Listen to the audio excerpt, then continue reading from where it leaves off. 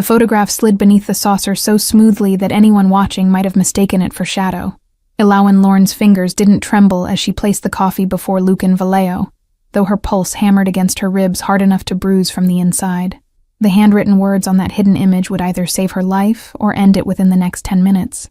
The Glass Tide occupied a converted warehouse on Portland's waterfront, where exposed brick met polished maritime wood, and the distant cry of gulls provided soundtrack to whispered negotiations.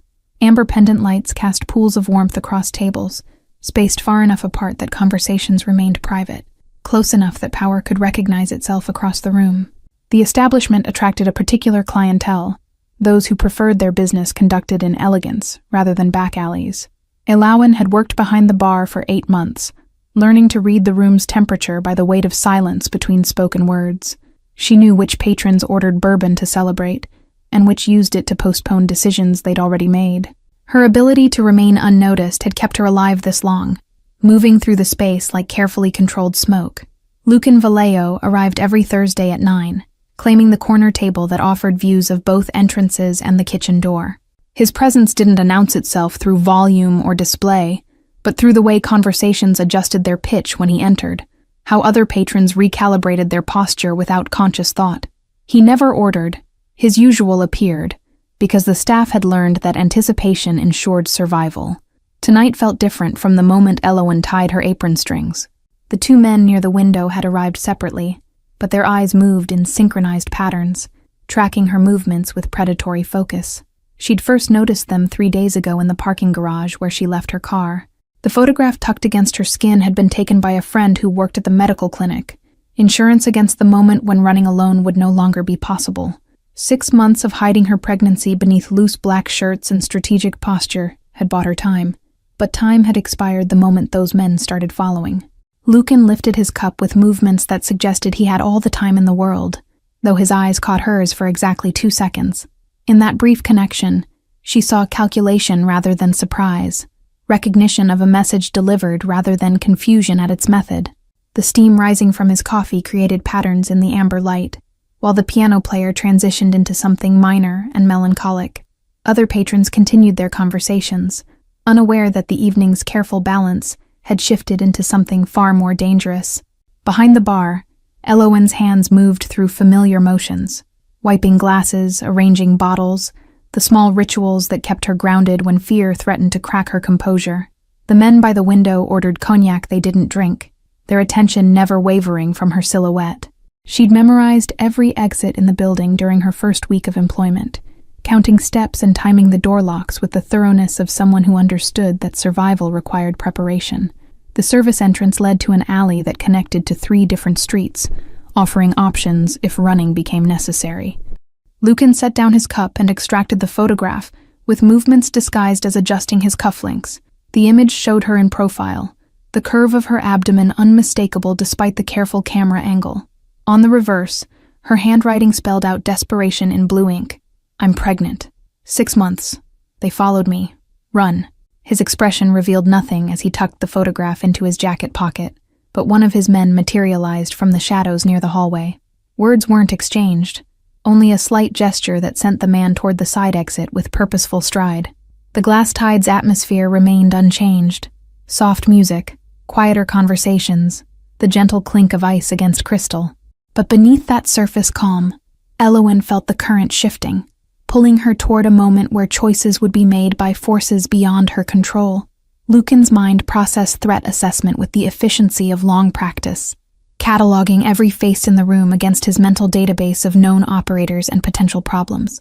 The 2 men by the window carried themselves with military precision, poorly disguised as casual interest, their suits too structured for tourists, too generic for legitimate business.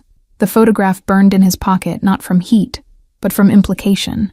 Someone desperate enough to risk this method of communication had already exhausted safer options. Her handwriting showed education and control, despite circumstances that would break most people.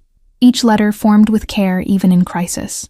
6 months pregnant meant vulnerability that extended beyond physical limitation into legal exposure and emotional leverage. The men following her understood this, which meant they wanted either the woman or the child or both, for reasons that wouldn't involve mercy. His second-in-command exited through the kitchen without drawing attention. beginning the process of determining who these watchers worked for and how many others waited outside. Information would arrive within minutes through channels Lucan had spent years establishing, networks that touched every corner of Portland's underground economy. Elowen continued her work behind the bar with mechanical precision, but he noticed the way her left hand occasionally pressed against her abdomen in protective gesture quickly suppressed. She'd hidden the pregnancy well. The loose clothing and strategic movement had fooled casual observation, though now that he knew what to look for, the signs seemed obvious. The cognac the watchers had ordered sat untouched on their table, condensation forming rings on the polished wood. They weren't even pretending to drink, too focused on their surveillance to maintain proper cover, which suggested either arrogance or desperation on their employer's part. Lucan lifted his phone and typed a message that would activate protocols designed for exactly this type of situation. 3 vehicles would reposition within 2 minutes, creating exit options and blocking potential ambush points. His people moved like water, filling spaces before problems could fully form. The barista, who usually worked opposite Elowen, had called in sick tonight.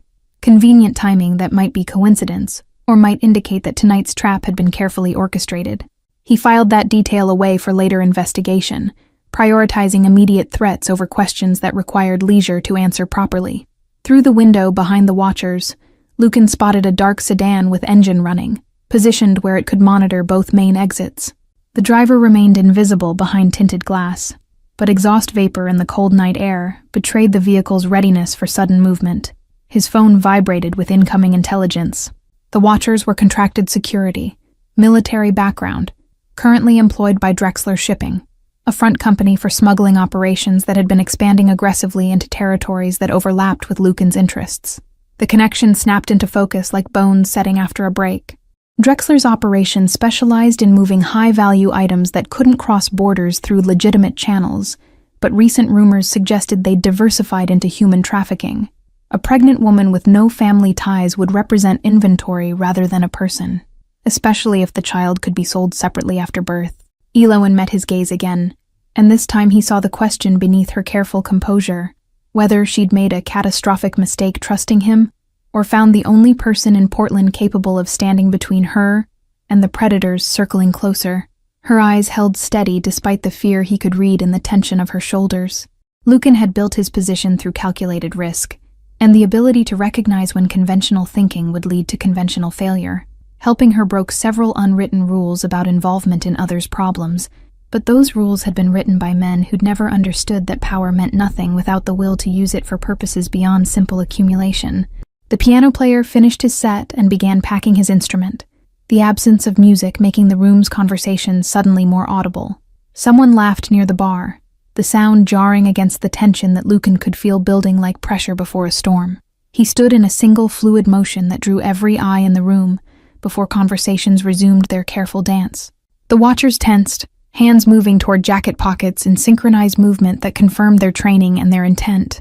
Lucan walked toward the bar with the unhurried pace of someone who owned not just the moment, but every moment that would follow. Elowen's hand trembled as she reached for a wine glass on the top shelf, and the stemware slipped from her fingers before she could correct her grip. Crystal exploded against tile floor with sound that cracked through the room's carefully maintained atmosphere like a gunshot through silk. Every head turned toward the bar, conversations stopping mid-sentence as attention focused on the scattered shards reflecting amber light in fractured patterns. She stepped back from the broken glass, her face showing exactly the right amount of embarrassment and apology that any server would display after such a mistake. But Lucan saw what others missed, the way she'd positioned herself near the service door during that backward step, how her body had already turned 30 degrees toward the exit. The broken glass wasn't accident but signal, the manufactured distraction of someone who'd learned to create opportunities from apparent failure. She disappeared through the service door before the watching crowd could return to their conversations, moving with speed that suggested she'd rehearsed this exact escape multiple times in her mind. The door swung shut behind her with a soft click that somehow carried more weight than the shattered crystal. The 2 watchers rose simultaneously, their pretense of casual presence abandoned in favor of immediate pursuit. The taller one moved toward the service door while his partner headed for the main entrance, executing a pincer movement designed to cut off escape routes with professional efficiency. Lucan's people intercepted them with the smoothness of choreographed performance, his head of security materializing beside the taller watcher with offer of assistance cleaning the broken glass, another of his men blocking the main entrance while fumbling with his phone in apparent distraction. The delays lasted only seconds, but seconds could mean the difference between capture and freedom. Outside, Portland's November fog rolled in from the harbor thick enough to reduce streetlights to diffused halos of yellow struggling against the darkness. The temperature had dropped below 40 degrees, and moisture hung in the air like suspended rain waiting for permission to fall. Elowen's footsteps echoed in the alley behind the glass tide as she ran toward the street access point she'd memorized during those first careful weeks of employment. Her breath came in controlled bursts, despite the fear flooding her system with adrenaline, discipline overriding panic through sheer force of will. A small blue sedan waited at the alley's end, engine off but positioned for rapid departure, her exit vehicle purchased with cash from a seller who hadn't asked questions. She'd kept the car parked in rotating locations for 3 weeks, moving it every few days to prevent patterns that watchers could exploit. But as she reached for the door handle, movement at the alley's opposite end made her freeze with hand extended. A third man emerged from the shadows, blocking her retreat path, his silhouette backlit by distant streetlights suggesting size and capability that made her previous fears seem almost quaint. Her options collapsed into a single point of absolute clarity. Forward meant capture. Backward meant capture. Staying still meant capture. The baby moved inside her, a flutter of motion that felt like question or accusation or both simultaneously, asking why she'd waited so long to run, why she'd believed she could hide forever. Then headlights swept across the alley entrance, as a black SUV turned in with the controlled aggression of predator responding to prey's flight attempt. The vehicle stopped precisely between her and the approaching man, passenger door opening before the engine fully settled into idle. Lucan's voice carried through the fog with command that allowed no space for debate or hesitation. "Get in. Now." His tone held neither warmth nor coldness, just the absolute certainty of someone accustomed to being obeyed without question or delay. Elowen's survival instinct warred with every warning she'd ever learned about entering vehicles with dangerous men, but the approaching footsteps behind her and the blocked escape route ahead removed the luxury of deliberation. She dove into the passenger seat with movements made clumsy by pregnancy and desperation. The door slammed shut, and the SUV accelerated before she'd fully settled into the leather seat, its engine responding with power that pressed her back against the headrest. Through the rear window, she watched the third man sprint toward his own vehicle, while the two from inside the glass tide emerged into the alley seconds too late to prevent her departure. The SUV carved through Portland's fog-thick streets with precision that suggested Lucan knew every turn before the road revealed it. Elowen pressed one hand against the dashboard to steady herself as they took a corner fast enough to make the tires protest, the other hand instinctively protecting her abdomen from impacts that never came. Behind them, headlights appeared and disappeared in the murky darkness, like predatory eyes blinking through camouflage. The pursuit vehicle maintained distance rather than closing aggressively, which told Lucan they were tracking, rather than attempting immediate interception. His jaw tightened as he processed the tactical implications of being followed versus being attacked. How many knew about the pregnancy? His question cut through the engine noise without preamble or gentleness, demanding information with the efficiency of someone for whom time represented luxury he couldn't afford. Elowen's voice emerged steadier than she'd expected, muscle memory from years of hiding fear beneath competent performance. 3 people. The clinic nurse who took the photograph, her sister who developed it, and now you. She watched his profile in the dashboard's green glow, searching for reaction that never surfaced on features carved from something harder than mere flesh. The commercial district gave way to industrial waterfront where warehouses stood like sleeping giants against the harbor's invisible presence. Lucan killed the headlights and navigated by memory through streets where functioning lamps had become rare as honest conversation. The darkness swallowed them completely, and the following vehicle's lights disappeared as their driver faced the choice between revealing position or losing the trail. They stopped behind a fish processing plant that had closed 3 seasons ago, its windows boarded and its loading docks surrendered to rust and sea air. Lucan's phone glowed briefly as he sent messages that would ripple outward through his network, activating resources and closing gaps before problems could exploit them. "The men following you work for Drexler Shipping." He stated this as fact rather than theory, watching her face for confirmation or surprise. "They specialize in moving cargo that screams when it doesn't want to be moved." The implications crashed over Elowen like cold water, stealing breath she struggled to reclaim. Her brother had worked for Drexler before his death 6 months ago, the same brother whose final words warned her to disappear before they realized what he'd told her. She'd been running ever since, changing apartments 3 times before landing at the Glass Tide. My brother discovered they were trafficking children through shipping containers modified with ventilation systems. Her words emerged flat, drained of emotion through repetition in her own mind during sleepless nights. He was going to turn evidence over to federal investigators. They found him in the harbor before he could make the meeting. Lucan absorbed this information with the stillness of deep water concealing dangerous currents beneath calm surface. The brother's death explained the pregnancy's significance. Drexler couldn't risk the child carrying genetic evidence that might link back to their operation if the brother had documented anything biological. Loose ends required cutting regardless of innocence or guilt. They think the baby might be valuable. Elowen continued, her voice gaining strength from finally speaking truths she'd carried alone for half a year. Either as leverage if my brother left evidence somewhere, or as insurance if anyone else asks questions about what happened to him. A sound outside made them both freeze. Footsteps on gravel, careful and measured, approaching from the direction they'd entered. Lucan's hand moved to his waistband with practiced economy of motion, extracting a weapon that seemed natural extension of his arm, rather than separate tool. But the footsteps belonged to his head of security, who emerged from the darkness with phone extended showing a map of the surrounding area. Red dots marked hostile positions, while blue indicated friendly forces, the tactical situation updating in real time as various players adjusted to the evening's unexpected developments. We have 4 vehicles in pursuit formation, 2 more setting up probable ambush points near the marina exits. The security chief's voice carried the professional detachment of someone reporting weather, rather than mortal danger. They're coordinating through encrypted radio, military-grade equipment, which means Drexler's pulling actual combat personnel for this operation. Lucan studied the map with eyes that translated colored dots into human lives and probable outcomes. Pull everyone back to defensive perimeter around the warehouse district. Let them think they're hurting us somewhere while we move to the boat slip at Pier 19. His strategy emerged fully formed, suggesting he'd wargamed scenarios like this countless times before needing them. The security chief vanished back into darkness, while Lucan turned his attention to Elowen with assessment that felt almost clinical in its thoroughness. Can you swim? The question seemed absurd given her pregnancy, until she understood he was calculating every possible variable, planning for contingencies that hadn't yet materialized but might within the next hour. The safe house occupied the basement level of a marine supply warehouse, where Lucan's legitimate business interests provided cover for less public operations. Concrete walls sweated moisture that smelled of salt and diesel, while exposed pipes overhead carried sounds from the building above in distorted echoes that made location impossible to determine. Elowen descended the metal stairs with one hand on the railing and the other supporting her lower back, pregnancy making the steep angle treacherous. Emergency lighting cast everything in shades of gray and amber, creating shadows that moved wrong when she shifted position.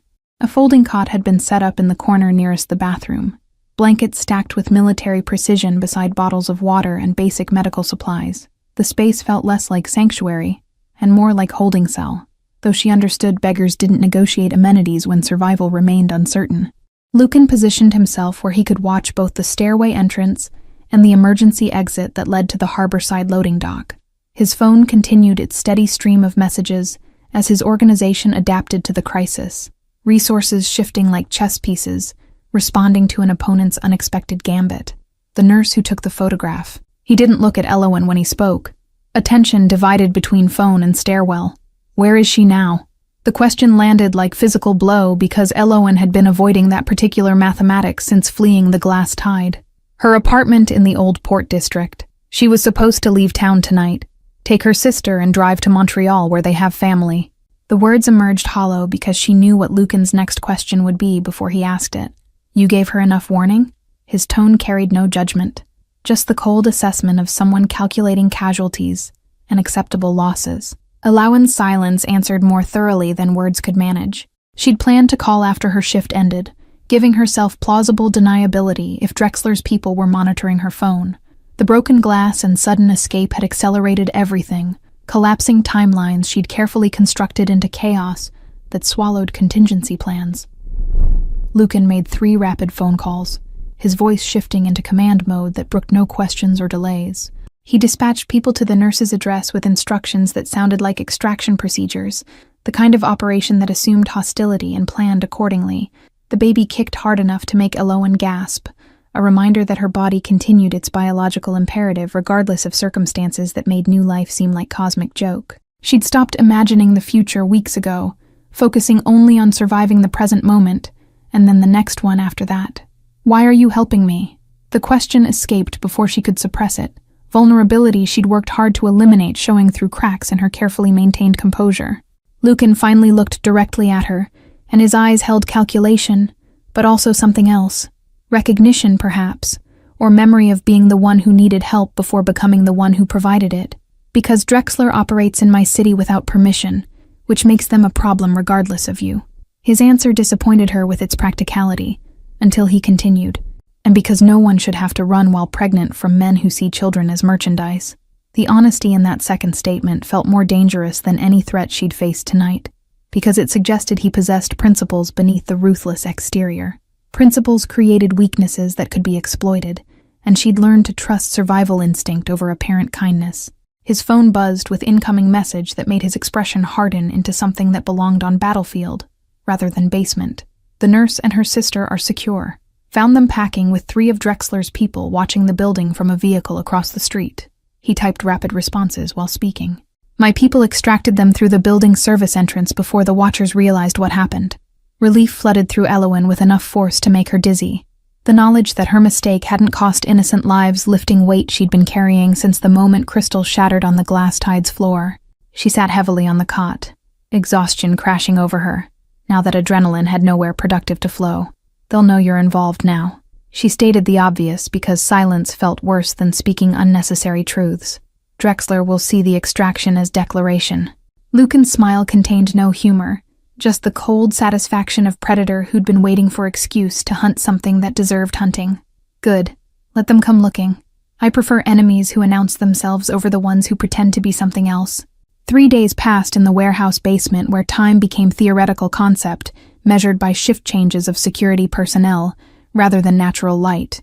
Elowen established routines because routine provided illusion of control.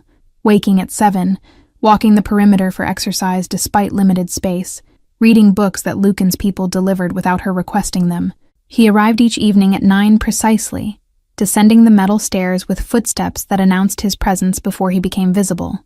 The visits followed pattern that felt almost ritualistic. Security briefing first, then questions about her physical condition, finally discussion of contingency plans if current situation deteriorated beyond management. She learned he preferred silence over unnecessary conversation, that he noticed small details like her preference for tea over coffee despite never asking directly. The books he provided shifted from generic fiction to specific titles about child development and pregnancy nutrition, suggesting he'd researched or consulted experts about her situation. On the 4th evening, he brought dinner instead of sending it down with security. Actual plates rather than disposable containers. The food from a restaurant she recognized as expensive even by Portland's inflated standards. He set everything on the folding table without explanation, as though sharing meals in concrete basements represented perfectly normal social engagement. "The nurse and her sister are in Montreal." He spoke while arranging silverware with more care than seemed necessary. "They won't be coming back. I've arranged documentation and employment that will make them invisible to anyone searching." Elowen absorbed this information while studying his profile in the harsh emergency lighting. "You didn't have to do that. Getting them out was enough." She kept her voice neutral, unwilling to show how much the gesture affected her. "Loose ends become nooses if you ignore them long enough." His practical answer deflected the gratitude she'd almost expressed, steering conversation back toward tactical considerations rather than emotional territory. "Drexler's been quiet for 72 hours, which means they're either planning something elaborate or waiting for us to make mistakes from boredom." The food tasted better than anything she'd eaten in months, though she couldn't determine if that reflected actual quality or simply the novelty of eating something not consumed alone while watching the stairwell for threats. They ate in silence that felt companionable rather than awkward, 2 people sharing space without requiring it to mean anything beyond immediate practical necessity. "How long can we stay here?" She finally asked the question that had been circling her thoughts like shark around wounded prey. The warehouse provided security, but not permanence, a distinction that mattered more with each day that brought her closer to delivery. Lucan set down his fork with the deliberate care of someone buying time to formulate response he knew she wouldn't want to hear. "As long as necessary" is the optimistic answer. "Realistically, we have maybe 2 weeks before staying becomes more dangerous than moving." He met her eyes directly when delivering bad news, at least granting her that much respect. And after 2 weeks, she kept eating despite nausea that had nothing to do with pregnancy, forcing herself to maintain appearance of calm, while her mind raced through scenarios that all ended badly. After 2 weeks, we shift to a property outside the city where medical care can be arranged discreetly. His answer came too smoothly, suggesting he'd already developed this plan, and simply waited for appropriate moment to reveal it. You'll have everything needed for the pregnancy's final stage and delivery, plus security that doesn't require hiding in basements. The offer contained generosity that triggered every warning instinct Elowen had developed through years of learning that gifts always carried prices not immediately visible. Why would you do that? You've already risked enough getting me out of the glass tide. She pushed her plate away, appetite vanishing beneath suspicion that coiled in her stomach like the baby's movements. Because Drexler made this personal when they hunted you in my establishment. Lucan's voice carried edge that suggested she'd insulted him by questioning motives he considered self-evident. They turned my property into their hunting ground without permission or tribute, which means they've forgotten how things work in this city. His anger felt genuine rather than manufactured for her benefit. Pride wounded in ways that had nothing to do with her specifically, and everything to do with territory and respect. She recognized the psychology because she'd seen it before. Powerful men sometimes helped, because the alternative meant admitting they couldn't control their own domain. I won't be useful to you. She needed to establish this boundary before accepting help that might come with expectations she couldn't fulfill. Whatever war you're planning with Drexler, I can't be part of it. I need to focus on staying alive and getting this baby born safely. Lucan's expression shifted into something that might have been respect, if she'd been capable of reading his face more accurately. I'm not asking you to fight my battles. I'm telling you that helping you happens to align with eliminating a problem I needed excuse to address. He stood and collected the plates with movements that suggested conversation had reached its natural conclusion. Whether you trust my motives or not changes nothing about the situation. You're safer with me than without me. The attack came at 2:17 in the morning when human attention naturally reached its lowest ebb. Elowen woke to the sound of glass shattering somewhere above, followed by voices shouting commands in tones that carried military precision rather than criminal chaos. Lucan materialized at the bottom of the stairs before she'd fully processed what the sounds meant, his weapon drawn, and his free hand gesturing toward the emergency exit with urgency that required no verbal translation. She rolled off the cot with movements made clumsy by pregnancy and disorientation, grabbing the bag she'd kept packed by the bedside for exactly this scenario. The emergency lighting flickered and died, plunging the basement into darkness so complete it felt solid against her skin.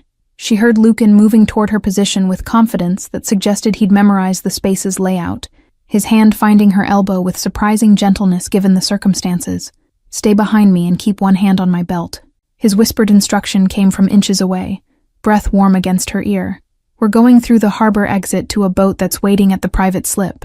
They moved through the darkness with agonizing slowness, each step requiring verification before weight could shift forward. Above them, the sounds of forced entry intensified, doors being breached, furniture overturning, systematic room-by-room clearing that spoke to professional execution rather than desperate improvisation. Gunfire erupted somewhere on the building's main floor, the reports sharp and distinct, rather than the muffled percussion of suppressed weapons. Lucan's people were engaging the assault team, buying time measured in seconds rather than minutes, every bullet a mathematical exchange of violence against calculated outcome. The emergency exit door swung open on well-oiled hinges, revealing Portland's harbor wrapped in pre-dawn fog that reduced visibility to arm's length. The temperature had dropped further, moisture in the air creating conditions where sound traveled unpredictably, sometimes carrying for impossible distances, sometimes dying within feet of its source. Lucan pulled her through the door and onto the loading dock where wooden planks slick with condensation threatened stability with each step. A narrow walkway extended from the dock to a floating slip where a small powerboat waited with engine idling in neutral, its running lights extinguished to avoid drawing attention from anyone watching the harbor. Behind them, an explosion shook the warehouse with enough force to send vibrations through the dock's support pilings. Elowen stumbled, and Lucan's arm wrapped around her waist to steady her balance, his strength absorbing her weight without apparent effort as they continued toward the boat. Two figures emerged from the fog ahead, blocking access to the slip with weapons raised in professional firing stances. Lucan stopped so abruptly that Elowen collided with his back, the impact driving air from her lungs in an involuntary gasp that seemed impossibly loud in the sudden stillness. "Lower your weapons." Lucan's voice carried absolute authority despite their tactical disadvantage, the kind of command that assumed obedience even when circumstances suggested otherwise. "You're making a mistake that will cost more than Drexler's willing to pay." The taller of the two figures shifted stance slightly, weapon tracking to maintain sight alignment as targets moved. "We have orders to bring the woman in alive. You get to choose whether that happens over your corpse or with you walking away." The voice belonged to someone accustomed to delivering ultimatums, confidence born from superior position and numerical advantage. Time compressed into a moment where breathing seemed to require conscious effort, where Elowen could feel her heartbeat in her fingertips and taste copper fear on her tongue. The baby kicked hard against her ribs as though sensing the danger, or perhaps just reacting to the adrenaline flooding her system through shared bloodstream. Then muzzle flashes erupted from the boat at the slip, and both figures ahead crumpled to the dock's wooden planking before they could return fire. Lucan's backup had been positioned perfectly, waiting for targets to reveal themselves before eliminating the threat with shots that spoke to professional training and complete commitment to their employer's protection. The powerboat cut through fog-shrouded harbor waters with throttle restricted to minimize engine noise, navigation lights remaining dark as they relied on GPS and local knowledge to avoid commercial traffic lanes. Elowen sat in the small cabin wrapped in a blanket that smelled of diesel and old canvas, her body trembling from delayed shock rather than cold. Lucan stood at the helm with phone pressed to his ear, receiving damage reports and casualty counts that painted the assault's aftermath in numbers too clinical for the violence they represented. 3 of his people wounded, 1 critically, 0 fatalities on his side. Drexler's assault team had suffered 4 dead and 2 captured, ratios that would force uncomfortable conversations within their organization about cost versus benefit. The boat approached a private dock on one of the harbor islands that wealthy Portland residents maintained for summer homes they occupied 3 months per year.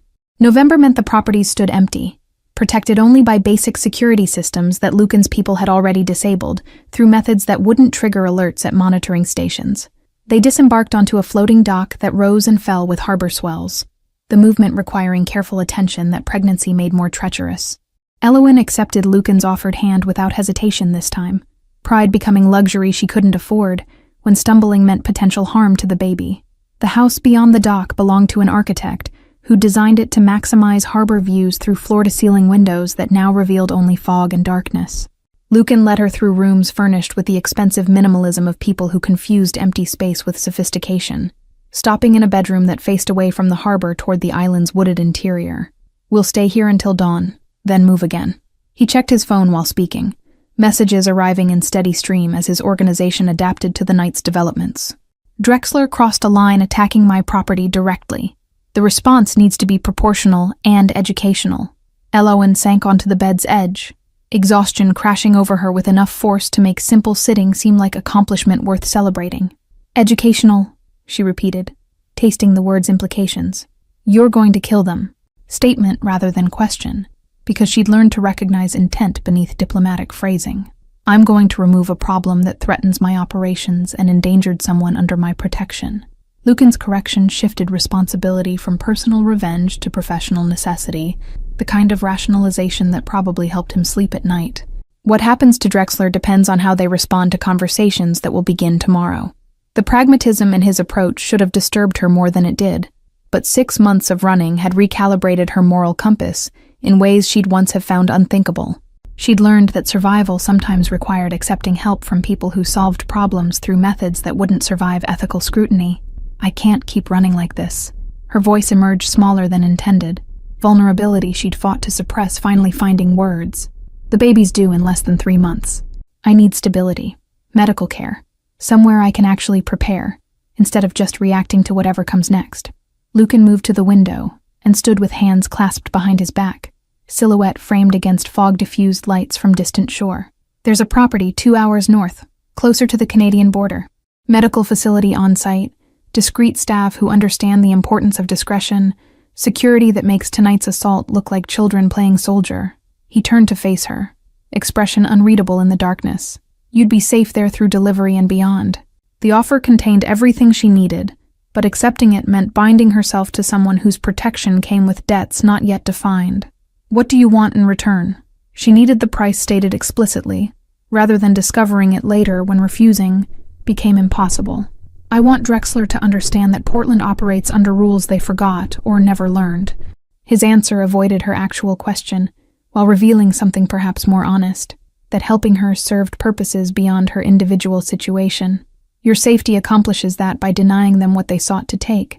She studied his face in the dim light filtering through fog-covered windows, searching for deception, and finding only the cold calculation of someone who'd learned that power meant nothing without the will to use it strategically. And after the baby's born, after Drexler learns whatever lesson you're teaching, what happens when I'm no longer useful to your purposes? Then you'll have choices you don't currently possess. He delivered this with the certainty of someone accustomed to having his word accepted as binding contract. I'll provide documentation, resources to establish yourself anywhere you choose, protection until you're beyond reach of anyone still holding grudges. 2 months later, Elowen stood in a medical facility that resembled upscale spa more than hospital, her daughter asleep in her arms wrapped in blankets, soft enough to feel like cloud rather than fabric. The delivery had proceeded without complications, attended by professionals who asked no questions about circumstances that brought pregnant woman to remote location for childbirth. Lucan had visited twice during those months, once to verify security arrangements met his standards, once more 3 days before delivery to ensure medical team understood the assignment's sensitive nature. Both visits maintained the professional distance that had characterized their interactions since the harbor escape, though she'd caught him watching her with expression she couldn't quite decode. The baby had her father's eyes, a man who'd died trying to protect children from the same organization that had hunted his sister. Elowen had named her daughter after no one, giving her fresh start unconnected to the past's accumulated tragedies and compromises. The birth certificate listed no father, and the last name she'd chosen existed nowhere in her actual family history. Drexler Shipping had ceased operations 6 weeks earlier, following coordinated law enforcement raids that uncovered trafficking networks spanning 3 states. The evidence had appeared anonymously, delivered to multiple agencies simultaneously in packages too comprehensive to ignore or suppress. Lucan's hand in the operation remained invisible, but Elowen understood the mathematics of his revenge. The news coverage had been extensive, but carefully curated, focusing on the victims rescued rather than the power structures that had enabled their exploitation. Elowen watched the reports from her hospital room, recognizing names and locations from her brother's notes that she'd memorized before burning them. Justice had arrived through channels that bypassed traditional limitations, delivered by someone who understood that some problems required solutions the law couldn't officially sanction. She'd written Lucan a letter during those first weeks after delivery, attempting to articulate gratitude that felt inadequate, regardless of word choice.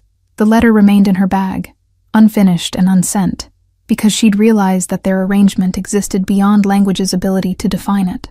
He'd offered protection without demanding performance of gratitude, and responding with forced sentiment would cheapen what had passed between them into something transactional, and therefore diminished. She'd declined the offer to stay at the facility beyond the recommended recovery period, accepting instead the documentation and financial resources he'd promised.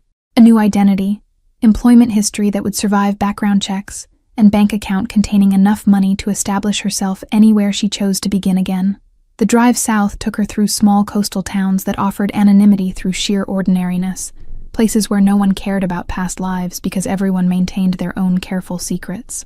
She stopped in a town whose name she'd selected from map based purely on distance from Portland and proximity to Canadian border.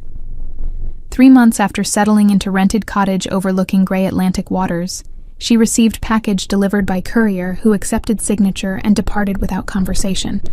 Inside, she found single photograph showing her and the baby on the cottage's porch, morning sunlight catching them both in moment of casual peace. The image had been taken from distance using professional equipment, close enough to capture detail but far enough to suggest surveillance rather than intimate proximity.